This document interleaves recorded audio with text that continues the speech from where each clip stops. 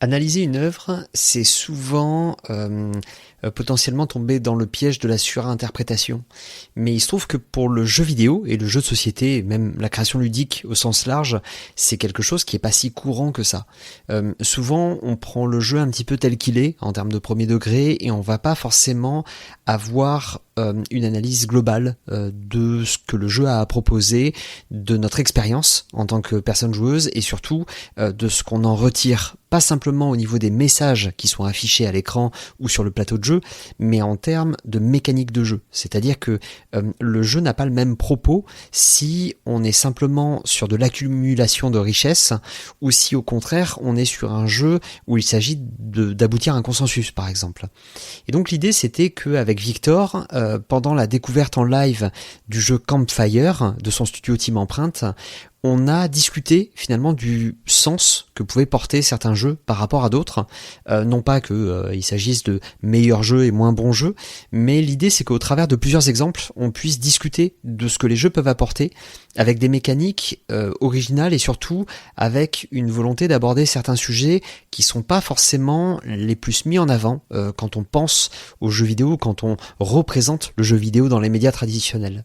Donc l'idée c'est de vous laisser donc avec cette partie-là de l'entretien qui commençait justement par le jeu Campfire auquel du coup participe Victor. La question c'est que vu qu'on est sur un jeu en expérience sociale avec un système de messages décalés où en fait vous ne parlez pas vraiment à quelqu'un mais vous répondez en différé à une autre personne qui a joué au jeu bien avant vous, vous répondez sur des thématiques qui en plus sont très personnelles, notamment l'amitié, vous avez notamment les phénomènes de société, etc. Vous aurez d'autres thématiques à explorer, chaque thématique ayant je crois 8 questions, en tout cas pour ma part sur la découverte sur le thème de l'amitié j'avais 8 questions et donc l'idée c'était de commencer justement cette discussion-là sur le sens des jeux par, avant de penser à ce que on ressent en tant que personne joueuse, en tant que développeur, en tant que créateur du jeu, qu'est-ce que lui avait ressenti au moment de décrypter les premiers messages des personnes qui avaient justement testé son jeu. Ouais, c'est incroyable. C'est incroyable. Moi, la première fois que j'ai modéré une réponse, j'ai pleuré. J'ai pleuré et à chaque fois je suis ému, je suis touché. Moi, je suis quelqu'un qui a une énergie sociale assez faible, donc j'ai tendance à être souvent seul ou dans l'intimité très proche. Mais par contre, il y a la chose la plus belle que je vis dans la vie, c'est quand il y a quelqu'un qui me prend par la main, qui me fait faire un pas sur la droite et qui me dit t'as vu, d'ici on voit le monde un petit peu différemment quoi. Et c'est le cœur de ce jeu, c'est ce qui a poussé aussi la réflexion. En fait, c'était faire ce jeu parce que j'en avais besoin aussi dans ce style-là et en fait les premières phases de test, on nourrit les prochaines questions. Et puis même après, on se rend compte en le faisant, tu te rends compte que par exemple, faut pas poser de questions fermées, faut pas poser de questions où tu réponds par oui ou par non. Faut essayer d'amener. Enfin voilà, donc il y a plein de choses en fait. Ça cultive sur plein de sujets. Et moi, il y a un des trucs que je préfère dans ce jeu, c'est que en fait, comme en face, on a des gens qui ont passé les modérations et donc en fait, on a des profils qui sont intéressants, qui disent des choses intéressantes et tout ça. Souvent, quand on regarde les réponses des gens, le premier sujet auquel ils répondent, ils font des petites réponses au début. Puis après, ils sont confrontés à des gens qui prennent le temps de réfléchir et qui créent des réponses un peu plus profondes et tout ça. Et puis en fait, on voit leurs réponses qui s'étoffent au fur et à mesure des réponses comme ça, et au fur et à mesure des sujets qui sont répondus.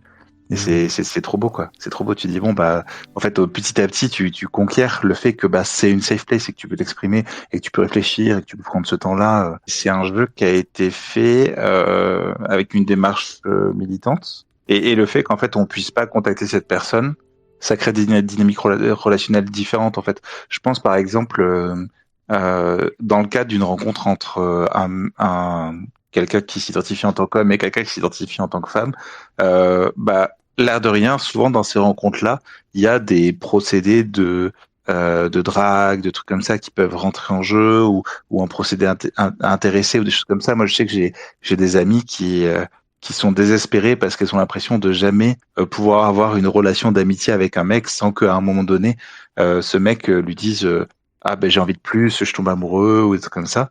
Et et là, par exemple, bah, c'est un inconnu, c'est un avatar, tu vois, c'est un truc, voilà, ça n'existe pas, il n'y a pas moyen de le contacter, il n'y a pas d'enjeu à avoir de ces côtés-là.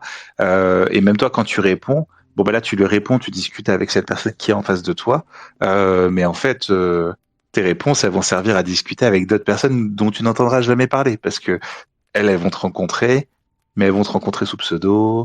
Ce sera même pas une abeille, si ça se trouve. Et après, par rapport au format en lui-même de discussion, donc là, en fait, il y avait un enjeu qui était le nôtre, qui était de se dire, bon, ben, en fait, il y a plein de réponses différentes à l'amitié, par exemple. Comment est-ce qu'on fait pour vivre ces réponses, découvrir d'autres personnes? Et donc là, le mode qu'on va faire aujourd'hui n'est pas le seul mode dans le jeu. Il y a aussi des modes qui permettent de revivre différemment et de rencontrer d'autres personnes sans avoir à répondre à chaque fois. Et après, un des trucs qui ne sera pas dans le jeu, malheureusement, qui sera, mais qui est un fantasme, et que j'ai envie qu'il y soit si le jeu fonctionne et qu'on a de quoi passer un peu plus de temps à travailler là-dessus. Moi, j'adorerais qu'il y ait un mode où tu peux discuter avec ton toi d'il y a 2 ans, avec ton toi d'il y a 4 ans, avec ton toi d'il y a 5 ans, et que tu puisses répondre à des questions, réfléchir fortement à ce que tu veux dire, machin et tout, et après te confronter aux réponses que toi-même t'avais données il y a 5 ans et te dire ah j'ai fait grave de chemin depuis, c'est hyper intéressant. Ou alors ah ouais, à l'époque c'était ça qui me faisait vriller et tout ça. Enfin, j'aimerais trop ça. Pour s'intéresser justement à ce que tu m'as dit en début d'interview sur le fait que tu étais à la base illustrateur jeu de société. Ouais. Aujourd'hui, tu es dans le jeu vidéo. Est-ce que c'est une casquette que tu gardes au niveau du jeu de société? Est-ce que justement tu as eu l'opportunité, parce que c'est pas toujours évident quand on est en plus freelance à intervenir justement dans des jeux en tant que illustrateur, artiste, etc. Est-ce que tu as eu l'opportunité dans les jeux de société de témoigner des mêmes valeurs que tu as aujourd'hui pour Team Empreinte, ou est-ce que les contrats étant nécessaires, tu as plutôt été illustrateur de jeux sur lesquels tu étais globalement OK, même si tu n'aurais pas forcément eu l'entièreté de ces mécaniques si tu avais touché au game design? Vaste question. Donc évidemment, j'ai fait des jeux où j'étais pas totalement d'accord avec tout, je dirais. Moi, j'ai une partie de mon quotidien, c'est lutter pour justement essayer de conscientiser un petit peu les pratiques de game design et de dire tous les choix que tu fais en termes de game design forment un propos politique, au sens large politique, c'est-à-dire qui impacte sur la vie de la cité. Et du coup, quand j'illustre, je n'ai aucune voix au chapitre sur les mécaniques du jeu. Moi, je continue d'être illustrateur de jeux de société. Je continue à faire ça. Des fois, ça se cale vraiment très mal. Par exemple, là, en ce moment, il nous reste un mois pour finir le jeu vidéo que vous êtes en train de voir. En parallèle, il reste un mois pour finir un jeu de société que je suis en train d'illustrer. Et les deux, ça collapse vraiment très mal. Donc, j'ai pas beaucoup de week-ends. Je dors très, très peu. Mais bon, voilà, c'est comme ça. Qu'est-ce que je trouve dans le jeu de société? Moi, j'y trouve quelque chose de très, très chouette. C'est que c'est assez bizarre. On se rend pas compte de l'extérieur, mais l'illustration pour un éditeur de jeux de société, c'est un peu la dernière roue du carrosse. C'est un peu le truc où moi souvent on fait quelque chose qui m'arrive pas beaucoup. J'ai fait tous les métiers de l'art qu'on peut imaginer. J'ai bossé dans plein de trucs et tout. J'ai jamais eu ce truc-là où on est venu me voir et on m'a dit ouais bon ben c'est ça la consigne. Vas-y fais comme tu veux, on te fait confiance. Tu as ce truc-là. Donc c'est une liberté qui est super sympa. Comme moi j'ai l'habitude d'avoir cet espace de création qui est la création de jeux vidéo, et j'ai pas cet appétit de me dire tiens quand je fais du jeu de société, il faut que je vienne mettre les mains dans un peu tout ça. C'est un peu un défouloir dans lequel je peux dessiner, faire mes trucs, on me fait confiance, je peux tester des nouvelles choses. J'ai eu des jeux de société qui ont totalement transformé mon style graphique entre le début et la fin et qui m'ont permis d'évoluer vers d'autres choses. Donc voilà. Donc quand je bosse dans le jeu de société, je n'ai pas ma casquette de game designer. Je crois qu'on s'attend pas à ce que j'ai ma casquette de game designer et ça se ressent. Donc très clairement, est-ce que j'ai bossé sur des trucs où si j'avais eu à les faire, j'aurais pas fait la même chose? Oui, très clairement. Après, Est-ce que j'ai bossé sur des trucs où j'étais en contradiction frontale avec le propos du jeu? Non, ça m'est jamais arrivé. J'ai quand même, en fait, j'ai la chance d'avoir cette latitude financière qui me permet de choisir mes projets. Donc, si je me retrouve face à un truc qui, enfin, tu vois, on m'a proposé. Donc, moi, j'ai aussi beaucoup fait pas mal de chemin dans la BD. On m'a déjà proposé de faire une BD pour Total, l'entreprise qui vend de l'essence. J'ai refusé. Tu vois, il y a des trucs comme ça où, bah voilà, j'ai cette chance-là, tout en sachant que être artiste, c'est un statut compliqué, précaire, difficile, et que je ne juge pas celles et ceux qui n'ont pas la chance d'avoir cette possibilité de refuser les boulots. Et je pense que si tu te retrouves, parce que il faut avoir de l'argent, à devoir faire quelque chose qui est contre ton idéologie, c'est que tu es une victime du système, mais pas forcément des fois on n'a pas le choix. Après, il y a un truc bien avec le capitalisme, et vous m'entendrez pas souvent dire cette phrase, mais il y a un truc bien avec le capitalisme, c'est que le seul enjeu du capitalisme, c'est de créer des choses qui produisent de l'argent. Et donc, le capitalisme accepte très bien de produire ses propres critiques. Et ça, c'est quelque chose qui est hyper intéressant. Parce qu'en fait, être un cheval de Troie dans mes créations, c'est ma passion. Et le nombre de fois où j'ai créé des trucs où, en fait, ce que j'ai créé, les gens qui me l'ont commandé n'étaient pas, ne se rendaient pas compte, parce que c'est pas toujours des gens qui ont une culture politique ou une culture populaire ou des choses comme ça, mais où en fait tu sers de cheval de Troie et tu dis l'inverse de ce que eux ils voulaient dire et tu portes ton propos. Ça, c'est un petit régal personnel. Je dis ça, je vais plus jamais me faire employer par personne, mais Non, mais ça reste entre nous. J'aime beaucoup. Non, mais j'aime bien le ça reste entre nous. Non. Non, mais si tu veux, mais en vrai, te dire que, et ça c'est un truc qui est pas important. Moi, donc je suis très militant, et j'ai eu vraiment des crises existentielles de me dire, avec toute l'énergie que je mettais dans le jeu vidéo, dans le jeu de société, tout ça, de me dire putain, mais en fait j'en fais pas assez, je milite pas assez, machin et tout. En fait, il y a un truc qui est hyper important, c'est de vous dire, si vous faites du jeu vidéo, vous faites des œuvres sur le média culturel le plus consommé au monde. Vous êtes des créateurs et des créatrices sur le média culturel le plus consommé au monde. Ce qui veut dire que si vous réfléchissez vos jeux et vous chargez vos jeux d'un propos politique, c'est pas propos politique, c'est pas forcément faut voter à droite, faut voter à gauche. Hein. Ça peut être, et il faut développer l'empathie, ça peut être, tu vois, il faut, quel que soit l'assaut qui te touche, tu vois, ça peut être faire de la sensibilisation. On a parlé de la dyslexie, ça peut être de la sensibilisation. Tu peux réfléchir, qu'est-ce que c'est un gameplay où en fait, quand tu bouges ton personnage, les touches des fois elles changent. Des fois, c'est pas exactement ce qui répond pas exactement ce que tu voudrais faire, comme ça pourrait, je sais pas, je n'ai pas de dyslexie, donc, mais je peux imaginer ce que ça peut être et tout ça. En fait, si tu fais ça, alors tu as un impact sur le monde, sur tes joueuses, sur tout ça, qui est massif.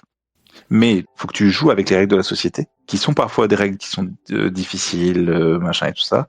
Il faut que tu joues avec les règles de la société, et la solution, t'es pas forcément plus efficace en filant 50% de tes gains à une association. Peut-être qu'en fait, ça va être, tu vois, t'associer avec cette association et lui dire, au fait, c'est quoi le message que tu galères à passer?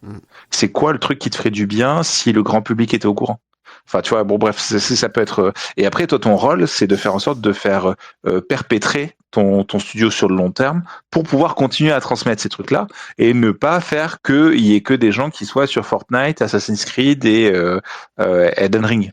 Et tu sais, à l'heure actuelle, il y a eu le réalisateur de Warhammer 40K, là, le dernier jeu Warhammer 40K, qui a fait un peu défrayer la chronique en disant je trouve qu'il y a trop de jeux politiques, un jeu ça doit pas être politique, ça doit être fun. Bon, je l'attends dans un ring de boxe et on va rigoler, on va parler et on va défendre nos idées et je suis sûr que il y aura quelque chose d'intéressant qui va sortir. Mais enfin, tu vois, il y a des trucs à porter dans cette industrie, il y a des trucs à défendre et pour moi, si tu veux changer le monde, soit t'es politique, soit t'es chef d'entreprise, soit t'es artiste. Surtout quand t'adaptes Warhammer 40 000, où en fait, à la base, on est sur un propos éminemment politique, vu que c'est le principe de la dark, que ce soit la dark fantasy ou que ce soit le grim dark future, c'est politique. c'est qu'en fait le Space Marine devient juste un super soldat, alors qu'en réalité non. Le Space Marine à la base, on est sur quelque chose qui est éminemment problématique dans toutes les strates, et qu'on a une humanité qui se condamne elle-même, et en plus qui se condamne elle-même, Warhammer, c'est chaud quoi. C'est normalement, on a des entités du chaos qui sont nourries par l'humanité elle-même. Donc en fait, cette espèce de guerre, en fait, elle a juste plus aucun sens. Mais c'est surtout la portée du truc quoi. Et donc, les Space Marines, c'est des fanatiques religieux. Hein. Ouais, c'est ça. C'est genre. Et en fait, si on te dit tu fais un jeu sur les Space Marines et que t'es game director et que en fait tu captes pas le côté moi l'exemple que je donne toujours à mes étudiants, c'est celui de Spider-Man. Je leur dis, si tu regardes Spider-Man et que tu dis c'est trop cool, c'est un mec en costume qui a des super pouvoirs qui défonce des super méchants, et que tu comprends pas que Spider-Man c'est un récit de passage de l'adolescence à l'âge adulte. C'est un gamin qui perd sa figure paternelle, qui du coup découvre des pouvoirs et des responsabilités, et qui apprend à endosser le rôle qui a été perdu par sa figure paternelle. Si tout ce que tu vois c'est la métaphore, enfin c'est les graines de métaphore par-dessus, en fait ce que tu fais c'est qu'on te sert des lasagnes et toi t'es en mode le gratin il est trop stylé. Et donc après quand toi tu veux reproduire le plat, tu fais du gratin. Sauf qu'en fait, si tu fais du gratin à gratin et que t'as pas de lasagne en dessous, bah c'est dégueulasse. Et c'est un peu ça. Si on te dit tu adaptes Warhammer 40K et en fait ce que t'adaptes c'était des gars avec des grosses armures qui ont des bolters, et que tu vas pas me parler de ce que tu parlais des jeux, c'est-à-dire enfin tu vois, de fanatisme religieux, de cercle de la violence, de rapport avec justement, enfin tu vois tous ces trucs là quoi. Bah c'est qu'en fait tout ce que tu es, c'est que t'es pas un créateur, t'es un consommateur. Et c'est ok en tant que consommateur de voir le truc et de pas calculer le truc. C'est ok en tant que consommateur de voir un Spider-Man et de kiffer. Et de kiffer parce qu'il y a des effets spéciaux, c'est ok de kiffer parce qu'il y a des méchants, des trucs, c'est stylé, et puis machin, et puis Spider-Man noir, et Spider-Man manga, et puis machin, et c'est trop stylé. Mais par contre, quand t'es créatrice, ton taf, c'est d'arrêter d'être un spectateur ou d'une spectatrice, et de commencer à réfléchir à c'est quoi l'impact d'un gameplay, c'est quoi l'impact de machin, et en fait de te dire à chaque moment que tu fais un choix dans ton jeu, qu'est-ce que ça raconte, qu'est-ce que ça donne, qu'est-ce que ça, parce qu'après on se retrouve avec des jeux qui ont des scénarios qui disent la violence c'est pas bien, dans un FPS qui rend la violence stylée, tu vois. Oui. Et t'as envie de dire, t'es débilos, frérot, parce que faut pas que je fasse des interviews, je vais pas me faire des amis dans le métier, mais t'as envie de dire, t'es débilos, réfléchis un petit peu, c'est qu'est-ce que tu racontes, quoi. Tu peux pas faire un FPS et faire un FPS qui est contre la guerre. Ou alors, faut vraiment que dans ta réflexion du gameplay, tu viennes mettre en jeu ces trucs-là.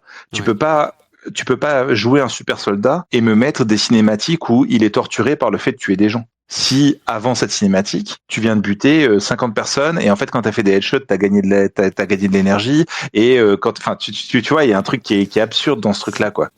C'est ce qui m'a sorti de Dishonored. Ouais. Parce qu'en fait, Dishonored, en termes de gameplay, il est ouf. J'adore le côté téléportation, etc. Mais on essaye de te dire qu'en fait, il faut impérativement que tu évites le nombre de victimes. Sauf que t'as des pouvoirs qui vaporisent les corps. Donc en fait, la logique des rats qui se multiplient, pour moi, je la comprends pas. Mais c'est surtout que, en fait, t'es un agent de l'impératrice dont la fille se fait kidnapper.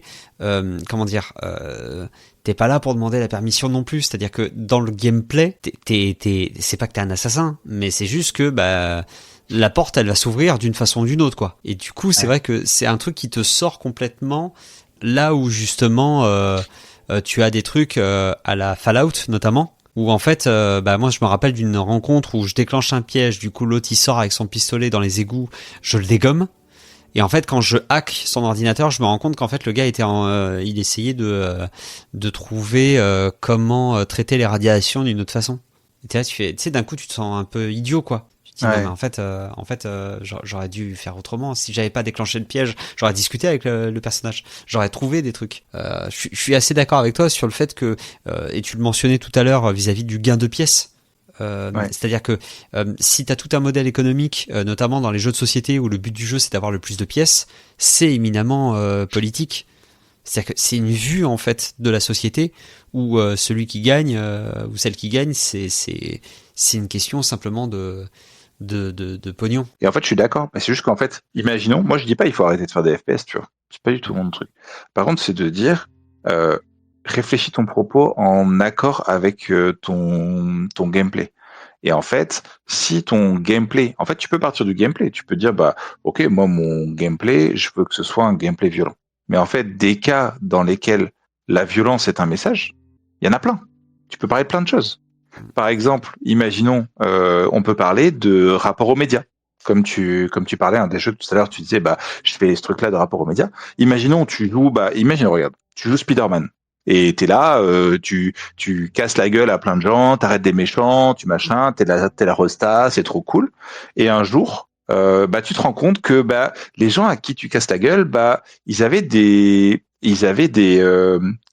revendications légitimes, mais juste ils les mettaient pas en œuvre d'une bonne façon. Tu vois, ils sont en mode oui, mais je me saoulais. Tu vois, Bane Bane dans Batman, je me saoulais parce que je veux redonner au peuple l'argent qui est volé par les riches et tout ça. T'es en mode bah ok, moi je suis de ton côté, frérot. Ouais, du coup je vais tuer des gens. Ah, je suis un peu moins de ton côté, tu vois. Et donc toi t'es Spider-Man, tu fais cette violence-là, tu te rends compte que bah il avait un truc légitime et que toi ce que tu as opposé, c'est une violence aussi, mais t'as pas résolu son problème. T'as cassé la gueule à Bane, t'as enfermé Bane dans une prison, mais par contre, à aucun moment t'es venu aider les pauvres qui crèvent de faim, tu vois. Bon, Oui. bah par exemple, ça c'est la base d'un propos qui est intéressant, parce qu'en fait, tu mets en place. Alors, je vais revenir à ce pourquoi on parle des médias, c'est que bah tu mets en place ce truc-là, tu mets en place le changement, et après tu dis bah ton héros il passe dans l'autre camp. Et en fait, dans l'autre camp, tu vois que bah, le récit qu'on fait de toi, de tes luttes, en fait, il est totalement différent, que tu passes plus pour le héros, machin. Enfin, tu sais, t'as tous ces trucs-là, quoi. Donc en fait, tu peux créer, et j'ai envie de dire, ça créera des histoires qui seront beaucoup plus intéressantes. En fait, c'est exactement que tu veuilles dépeindre la guerre, la violence de la guerre, que tu places tu fais un Call of Duty par exemple, etc. L'absence de civils dans un jeu de guerre, par exemple, bah, ça en dit beaucoup. D'autant plus quand ça se passe dans une certaine région ou une autre. Medal of Honor première ligne, t'es pas tout seul. Tu débarques, bon, le jeu avait ses limitations, c'est compliqué, mais tu voyais en fait des résistants et tu voyais déjà en fait, t'avais d'autres gens à qui il arrivait des trucs sur lesquels toi tu pouvais rien faire. Après le débarquement, t'en as un en fait qui te donne une direction, et ce type-là, je me rappelle, j'étais ado, j'ai refait le niveau un nombre incalculable de fois pour essayer de le sauver. Alors qu'en fait, bah, je savais pas, à l'époque, j'avais pas ce truc-là du script. Donc en fait, bah, tu réessayes. Bah ouais, mais j'ai jamais réussi, quoi. Bah, tu sais, on parlait tout à l'heure de la variable cachée, de dire quand t'as quelqu'un qui agit d'une façon que tu comprends pas, cherche la variable cachée. Et en fait, objectivement, je pense qu'on a tous, dès qu'on a dépassé le CM2, on a tous compris que bah le récit où il y a les méchants, les gentils, que ce soit dans la cour de récré, que ce soit dans tes relations personnelles ou que ce soit après dans les relations interraciales, je suis pas sûr que c'est en CM2 qu'on ait compris, mais c'est jamais simple. Enfin, c'est jamais si simple. Et dès que quelqu'un te dit bah nous on est les gentils, c'est les méchants, on va casser la gueule des méchants. À chaque fois, moi, je suis en mode, bah, c'est bon, quoi. T'as 12 ans, quoi. Enfin, tu vois, alors que t'as des trucs, je suis désolé, genre Arcane, par exemple. C'est trop bien sur ça. C'est qu'en fait, Arcane, c'est chacun est gentil dans son registre, chacun défend son truc avec ses propres valeurs, et en fait, juste, c'est pas possible de faire plaisir à tout le monde. Donc, il y a des conflits. Tu vois, je résume un peu Arcane, mais les gars de Piltover, tu les comprends. Les gars de Zone, tu les comprends. Enfin, tu vois.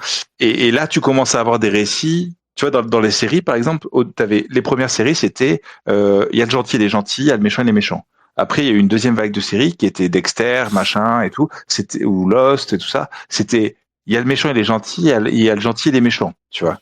C'était encore un truc de CM2, hein, tu vois. Mais on progressait petit à petit. Et après, t'as la troisième truc qui commence à être les séries, tu vois. Il y en a pas mal en ce moment qui commencent à prendre un peu ce truc-là. C'était, bah, en fait, la vie, elle est compliquée. Et en fait, tout le monde, dans son référentiel à lui, il est gentil. Et je trouve ça intéressant, tu vois, le jeu de société aussi, d'avoir des trucs, c'est tout con, mais sight, même si tu gagnes avec les pièces, parce que les pièces c'est les points de victoire, et du coup quand tu dépenses des trucs, tu dépenses des points de victoire. Typiquement, t'as un truc de multiplicateur de points de victoire qui est l'approbation du peuple. Et l'approbation du peuple baisse si tu déclenches des combats. C'est-à-dire que si tu essayes d'attaquer l'autre, tu baisses en fait en estime du peuple. Et je trouve ça intéressant parce que c'est post-guerre, donc ça veut dire qu'à un moment donné, tu as un élément de gameplay qui montre ce côté post-guerre où oui, il y a encore des affrontements éparses, mais le peuple il en a marre quoi. Il veut plus de ça et du coup, typiquement les ouvriers ne se battent pas en fait. Lors d'un conflit armé, les ouvriers ils se battent pas. T'as ton héros qui est en fait un personnage qui est plutôt là pour faire des rencontres. Que pour se battre, il est là pour occuper en fait un territoire machin. Et du coup, t'as un début de quelque chose là-dedans quoi. Et je trouve ça intéressant. Mais après, tu vois, si tu regardes dans les grands succès du jeu vidéo, t'as des jeux qui ont pris ça à bras le corps et qui ont fait des choses très très intéressantes.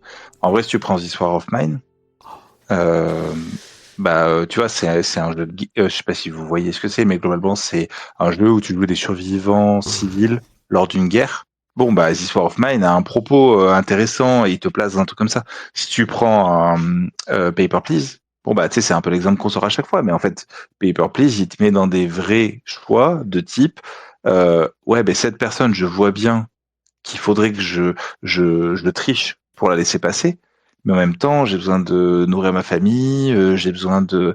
et tu vois, et là, ça commence à te mettre dans des réflexions qui sont des réflexions autres que l'espèce de binarité classique qu'on veut te donner, où il y a un gentil, un méchant, un truc comme ça.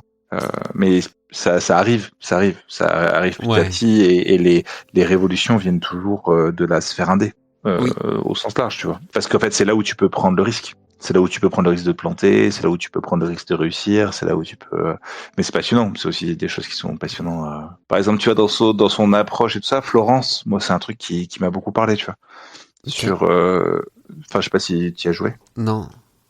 Florence, je te conseille, c'est franchement 1 heure de jeu. 1 heure et demie. Ça se joue très bien et c'est une idée de gameplay toutes les 10 minutes qui te fait faire oh malin. Ok.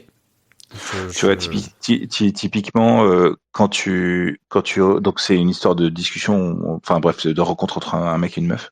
Quand ils discutent, leur bulle, c'est un puzzle et tu dois prendre les pièces et les assembler pour faire ta bulle qui permet de répondre. Donc au début, tu te rencontres et chacun fait sa petite truc et tu fais ton puzzle.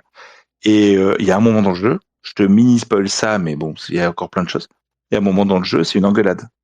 Et la personne en face de toi, elle enchaîne, elle fait clac, clac, clac, clac, et toi, tu as des pièces super compliquées. Et en fait, le temps que tu arrives à assembler tes pièces, l'autre, il a sorti 10 arguments, quoi. Et en fait, tu vois, rien qu'avec ce petit twist de gameplay, ils te mettent face à ce truc-là de, un moment, t'es un peu sous choc dans une engueulade, tu sais pas comment répondre, enfin, voilà. Et ce genre de truc-là, il y en a un toutes les 5 minutes, quoi. C'est trop mieux, c'est trop bien pensé, c'est très sympa. Ouais, je vois, c'est cool. C'est fondamentalement cool, ouais. Ok. Voilà, bref, je te conseille, ça coûte pas cher, c'est faisable rapidement, je pense en stream c'est sympa et c'est trop cool. Ok. Bref, une voix à l'heure me dit que peut-être si je veux pas être mort demain, va bientôt falloir partir. Si jamais tu as des dernières questions, je suis disponible, mais à 1 heure, j'aimerais bien être sous mes draps. Ok, c'est jouable. C'est jouable. J'en ai une courte. Ouais, vas-y. J'en ai une très courte. En tout cas, merci à toi, Victor, de ta disponibilité. 4h28 de live, on est quasiment sur un record. En tout cas pour un Indé Dev. Magnifique. Ça te fait du contenu. Ah ouais, complètement. Et j'espère sincèrement que le concept trouvera une communauté qui poursuit en fait cette logique-là, peut-être même sur le Discord. Ce serait vraiment très cool de voir ça.